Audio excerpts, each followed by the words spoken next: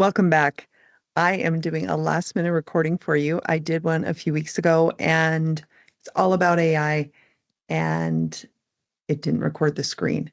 So we're going back to the drawing board and we're starting again. So this one's going to be a little bit shorter just because of time constraints. And I'm going to give you a little intro into my new favorite technology, which is AI. I've talked a little bit about it within the Family Search platform, but I just want to share. We're going to start today with my favorite so far, my favorite platform. And when I use the word platform, it's basically like if you use Google, that is an internet platform. If you use Safari, that's an internet platform.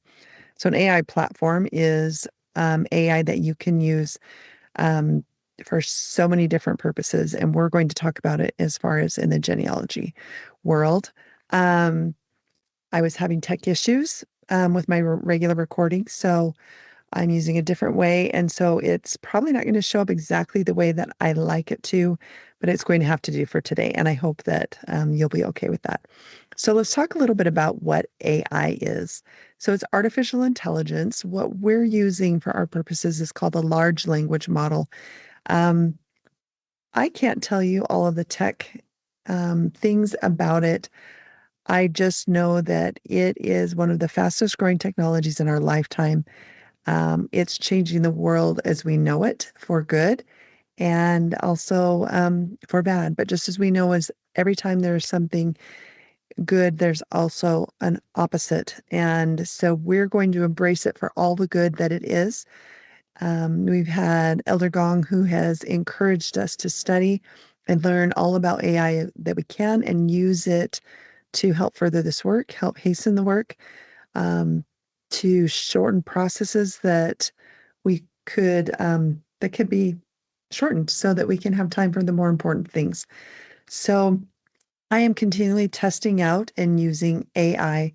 One of my favorite things that it can do is that it has the ability to read old records or even newer records. It can help streamline your researching. It can help you find out more information about an area where you want to research. So, what's the difference between a Google search and an AI search? So, Google, you'll put a few words in, and then it will bring up a whole bunch of lists of websites. And usually, the top one that appears is usually a paid site. Then you scroll down and you click on a website and you click around in it and see if you can find what you want. With AI, it will give you answers. And if, depending on the platform, it will give you links, or if you ask for links, it will give you links. So, Perplexity is really good at giving links. So is Grok, and so is Claude. Claude, not so well. ChatGPT can. Claude will if you ask it to, but Claude at this point is my favorite. Um, so we'll talk about this, and you're probably thinking, what are all these names? Claude and Grok and ChatGPT. Probably most of you have heard of ChatGPT. Um, it can be very, very powerful. Today I was talking with a colleague and I said, "What's your favorite?" And he said, "It depends. Depends on what I'm doing." So one thing that I would like you to know is that all of the AI platforms are free. You create an account just like you would create in a Google account. So you have a username and a password. And all of them are free and they have a limit as far as how many searches you can do per day. And then it will cut you off. I think Perplexity is about 3. Claude is quite a bit more, and they will max out, and then it basically resets out 24 hours. And to subscribe to one of them, they're about $20 for 1 month, but you don't have to subscribe for an indefinite period of time. You could choose to do just 1 month, and that's it. Or you could just try them all. I like to bounce around, and for your purposes, you probably can just do the free accounts. The paid accounts are more robust. So if you're doing some really heavy researching or analyzing of documents, then you may want to pay for an account. I paid for Claude for a year just because I was very, very happy with what I was experiencing. And I'm using it all the time.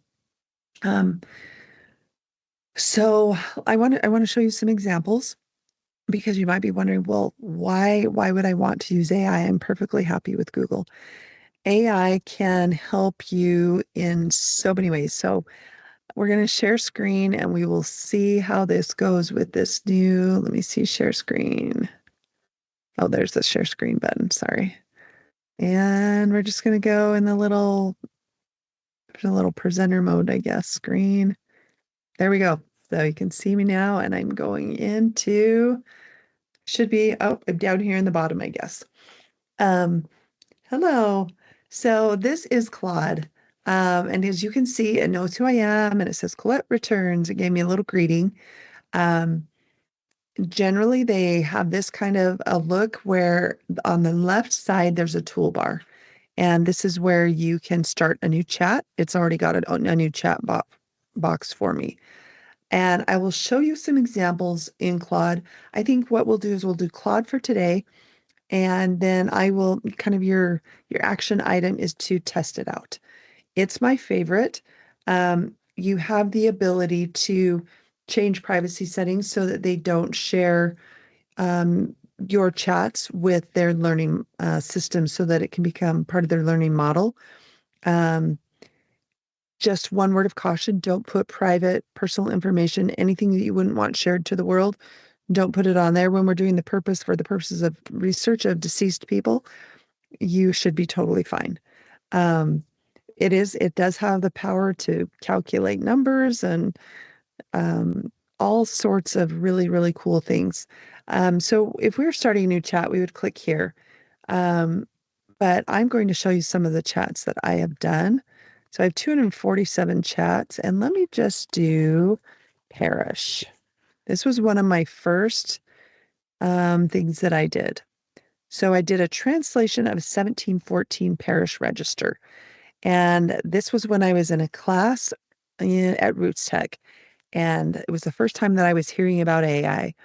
And we had taken a picture when we were in Wales of this parish register. So I had a picture of it uploaded onto my computer. And this is what it looked like right here. So you can see this.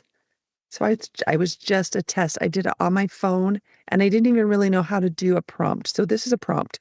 Translate the document. I was used to a Google prompt. What we'll be teaching you is how to do prompts that are longer and more specific to help you out. But what was amazing is that it tells me this appears to be a parish register from 1714, recording baptisms, burials, and marriages in a Welsh parish, likely Llanspytted, which is right, which it mentioned repeatedly. Here's the translation. And look at this. From that handwritten record, it typed all of that out. So I wanted to do a study of this parish and find that people with the same family names or this place called Penpont, which is where the state where my husband's family lives. So I scrolled down. Once this was done, I decided I wanted to ask it to put it in table form. So before I show you that, you can give it a thumbs up if it was really good. So I'm going to give it a thumbs up and I could say why. I'll just say very accurate transcription. It helps teach it when you give it the feedback. If it wasn't very good, you can give it the thumbs down or you can ask it to retry. This little paper clip here means you can copy it and you can paste it into a Word document. So I said, please put this into table form. And it says, I've arranged this into a clear table format. So when I click on this, look at this beautiful table that appears. I've got burials, I've got the names of the children, the parents, and I can go up here and I can say copy, and then I can paste that into a Word document. Sometimes it's not perfect. When I go to paste it, it doesn't do as good of a job, but you just have to play around with it and see what kind of results you get. All right, let's show you another example. You can see I'm doing all sorts of different questions. So I'm going to go down to, all right, here's an historical Swedish estate document. Let's click on that. So I had copied this from, there's another website called Transcribus, and we'll talk about that in a future time, but it had translated a handwritten document similar to the one that I just showed. So I wanted to test this out and see what Claude would do. So I copied that and I pasted it in here. And then it says it appears to be from 1452, which was incorrect. This may be 1852 based on the handwriting style, and that was closer to the year. And then it goes and talks about a little bit about it. It talks about the widow and a deceased brother. All of these things I would have to double check. But that's another example of something that it can do. Let me see if I can find another one for you. I want to do, actually, I'm going to do one that's for a photo. So I had this is a photo that came from this photo right here. It was from a naturalization record, and I snipped it, saved it to my computer, and I uploaded it. So you can see the quality is not great. So I thought, let's just test this out. This was another little experiment. So I said, enhance, colorize, and repair this photo to look as it would in the original. So in here, watch what happens with Claude. It is not very good with photo restoration. And this is what it did. Terrible. So I'm going to show you ChatGPT. So we're going to do ChatGPT. Claude it has its strengths, and photos are not one of them. So if I come over here to this little magnifying glass, those are my chats that I've recently done. And I'm going to do photo, and hopefully it will come up. I'm doing this live, and photo enhancement request. All right, let's see which one I did. So this is that one. And you can already see right down here, wait for it. Now you watch, look at this one, and then look at this one. Is that not incredible? Okay, I want you to pay attention. There's something wrong with this photo that it did not do very well. See this right here? This is actually a girl. ChatGPT put a mustache and gave it kind of a boy haircut, when in actuality, we go back. She's actually a girl with this. So you can tell this is a dress, but it actually did a surprisingly good job of colorizing it. So you can see the potential. It's going to continue to get better and better. Let me see if I can find another example. Okay, this is another a caution when you are doing photos. Let's say you create a photo. You can ask it to create a photo. The caution is to not create something that somebody might think was from a certain time period and it was not. So one of the suggestions is to ask it to do in a watercolor or a pencil drawing so that it can't be mistaken for something that might have been during that period. Let's say I said I would like a photo created for 1820, and there were no cameras during that time. So this is an image request. Let's see what I did on this. Oh, this was one. This is after President Nelson died. I said, can you create a beautiful image of a laughing Russell M. Nelson with a Salt Lake Temple? And this is what I did. It did a pretty good job. Not too bad. Not too shabby. Let me see if I can find another one for you. Okay, this is an example. So those are some examples of photos. And you can just remember, Claude is not very good at that. But I wanted to know a little bit about this Horby Parish. So this is where it can really help you in your research. I said, what can you tell me about Horby Parish in Holbæk, Denmark? And so it gave me some quick facts. It gave me a little bit of information about the church. It gave me these are some links. So it gave me family search. It also gave me one in Denmark. So I can click on that and it will take me to that website. And don't worry if it's in Danish, you can you usually have the ability to change it into another language. If you're using Google Chrome, which I am not right now, I'm using Safari, there's a little button that you can change it to English. Let's go back here. I want to show you the difference between ChatGPT. So it gives me some practical tips, some links. So this was a Map Carta. This was a Lex, which is, I believe, a Danish site. And then it gives you some other suggestions of things that it could do to help you. So if we do the same question, and this is what I challenge you to do, is to try the same question in multiple accounts. So I'm going to do a new chat, and I'm going to paste that in there and say enter, and watch what happens. Sometimes it takes a minute for it to think. So it's searching for information. And then it went to the family search page first to find out information for me. But do you see how it just appears just a little bit differently? It gives me a link to family search here as well, probate records. And so it gives me a little bit different information. I'll show you one more. I wasn't going to get into perplexity. We'll talk more about perplexity. But you could try ChatGPT, Claude, and Perplexity this week. And then next time, or in 2 weeks, it may be that we'll talk a little bit more about this. So I'm going to do the same thing and I'll watch what happens with the sources with this. And notice if there's any pictures. Generally, Perplexity, here you go. Perplexity will bring up pictures. And you can see right up here, it's easy to tell where the links are, where it's getting some of its information. And watch how much more detailed this is. So it gives me a lot of information. The other thing, it learns what you are searching and it will build upon that.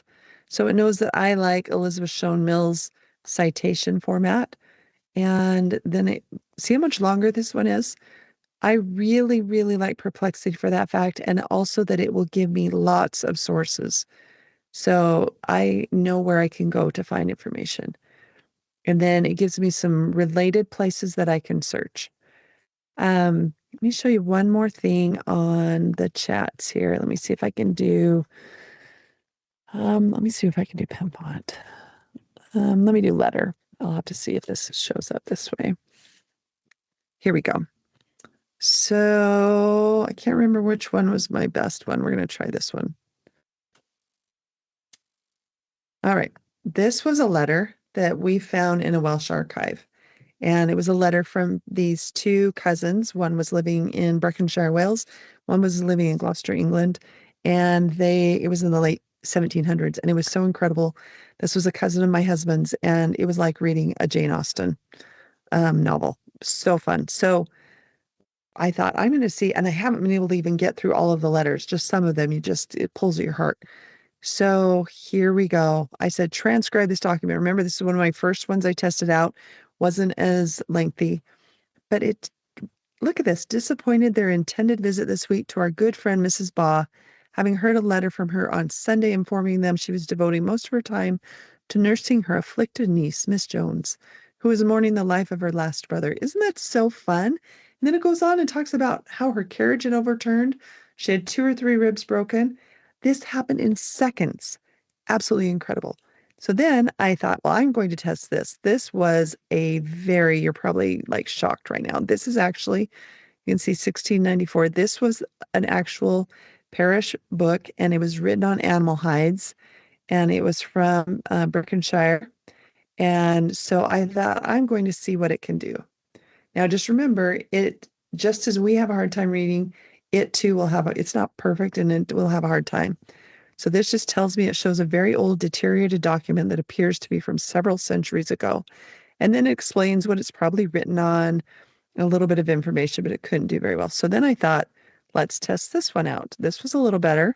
Still, you can see Thomas Phillip, but still not that great. I'm always trying to push the limits with it to see what it can do to help me to speed up my research, to speed up my searching. And again, here it gives me a little bit of information, but it's still struggling. And notice how it did the brackets with question marks. When you're giving it a prompt and asking it to do something to translate something, you can ask it to put anything that it cannot read in brackets with a question mark. And that will help prevent it from what's called a hallucination. ChatGPT is very good at hallucinating. Hallucinating is like a little child who you ask a question and they know part of the answer and then they don't know the rest, but they know you want an answer, so they just make it up. So just know that you want to ask it to provide sources of where it got the information that it's giving you. Or if it's transcribing something, to make sure only to put the exact same amount of characters as it's transcribing so that it doesn't make things up. So you'll find that you always need to fact check this, but it can really help you.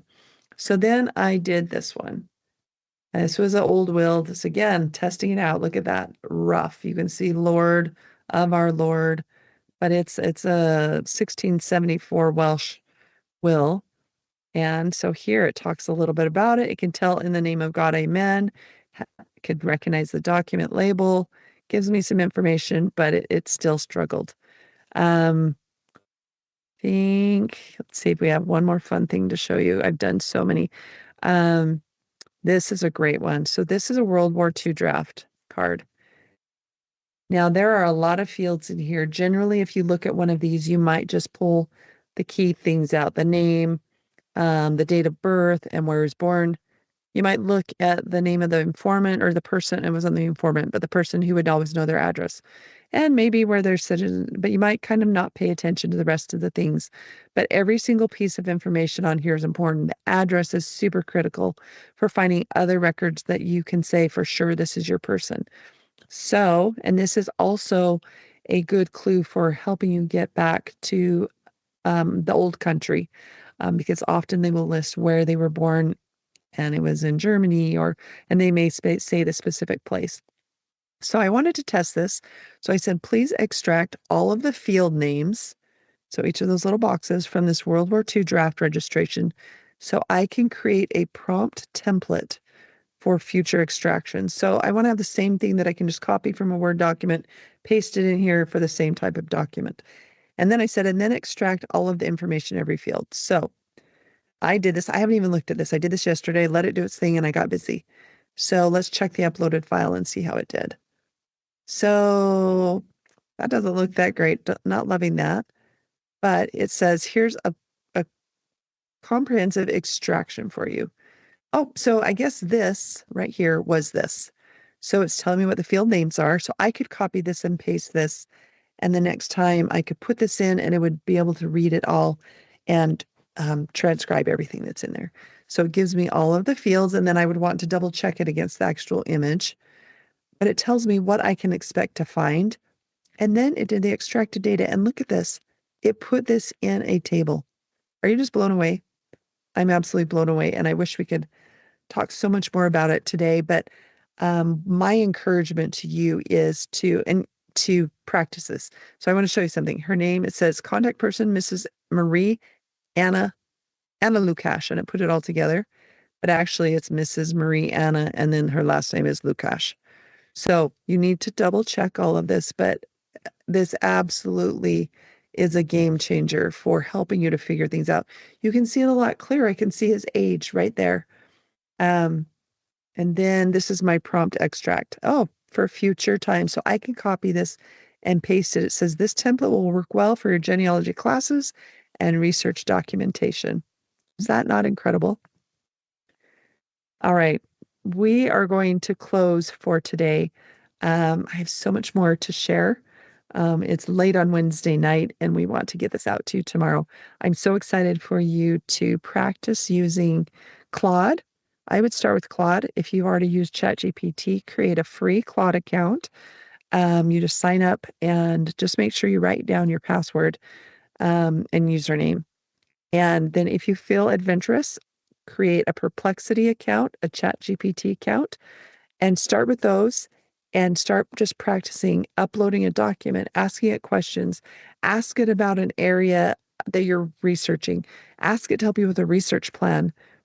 Um, let's say you're from the Philippines. You could ask what kind of records are available in your area where you live. Um, there are so many ways that you can use this to help you in your genealogy research.